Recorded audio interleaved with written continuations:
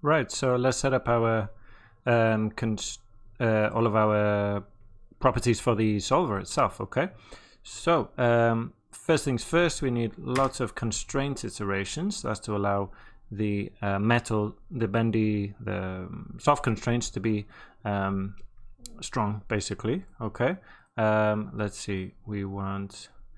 I don't think we need to do anything here. Collisions.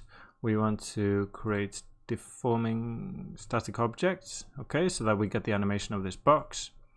We want a ground plane.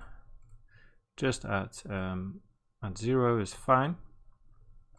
Now with constraints, if we jump in here, I've opened up these tabs so that in the glue and soft constraints, I think we don't need to do anything with them. We'll leave them at default, but the not the hard constraints, sorry, the cone twist constraints.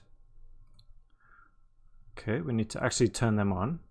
The max up rotation, I've actually got that set to 0, so there's no up rotation, so we probably don't need, where is it? This. Okay, I've turned off, oh sorry, this one. I've turned that off basically, so that's going to be multiplied by 0, but yeah, it must have been a decision I made later. And then set this to 1. So we've got out rotation, just set to 1.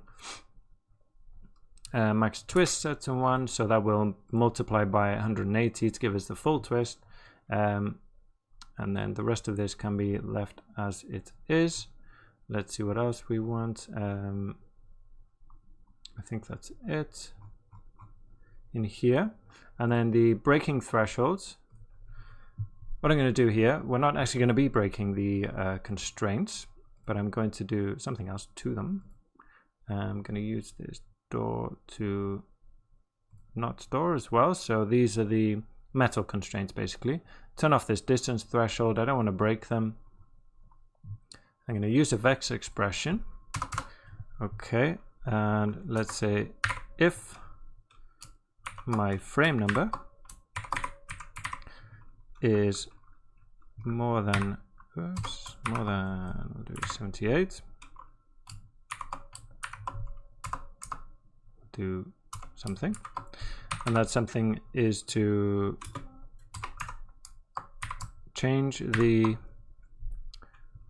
constraint name.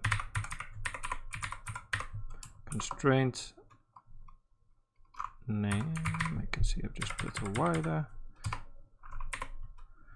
Change the constraint name to glue. Okay, so we're basically converting it at a certain frame from a soft constraint to a glue constraint. And we're going to change the strength. If that strength will be -1. So they are infinitely strong constraints like some of the others, right? So these are the soft constraints, right? So basically I'm selecting a frame here. From the beginning they're going to break on frames 77 and 78 and flex a little bit. You know, this is all happening in a couple of frames, and then as soon as when the frame is more than 78, so on frame 79, they will all convert back into glue constraints if they are soft constraints, and the strength will be -1, so they'll just fix in place and won't be able to be broken again. Okay, so that should be fine for that. That's why, you know, it's for this reason we don't need the plasticity, because we're just fixing them in place. With this kind of impact where it's just one quick bang, you know, it can be more stable to do it this way, because plasticity can be quite difficult to kind of dial into what you want. And then let's just give it some sub steps. I'm gonna push it to 5, and I think that's everything, if I'm not forgetting. Don't need to visualize anything for the moment. Okay, and maybe I'm just going to jump into my camera here and visualize. Let's just go to frame 77 and just run a flipbook. I'll go from, well, I'll change the start to frame 77. I'll just do a couple of frames. Let's just do 10 frames, 87, okay? Okay, so the flipbook is done. Now, instantly what I notice, if I go to the, I know the camera is kind of not lined up properly, I'll do that in a second. If I go to the next frame, you can see here we got this crazy stretching out of the wheels. So that's because I forgot to change the rest position to 0 on the cone twist constraint, right? So I'll go back to that in a moment. But if you look at the metal here, you can see it changing. So there it's breaking, it flexes, and then now at this point it's fixed in place. Okay, so it's not going to break and bend anymore. So we're getting this nice metal effect that is being deformed and is holding its shape. It's not kind of flopping and wobbling around like plastic or something. So let's just quickly fix that. If I come back here to the constraints and in the cone twist constraint, we need to find the rest length and just put that to 0. Okay, so let me I'm just going to grab the camera there. I'm just moving it by eye for the moment, just so we can see, and make it full screen for this. Also, so you can see the geometry a bit better. It's up to you whether you want to.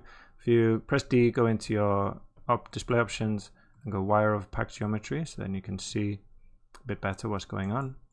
Okay, and now let's run another flipbook. I'll do it a bit longer this time. Let's do just up to frame 100.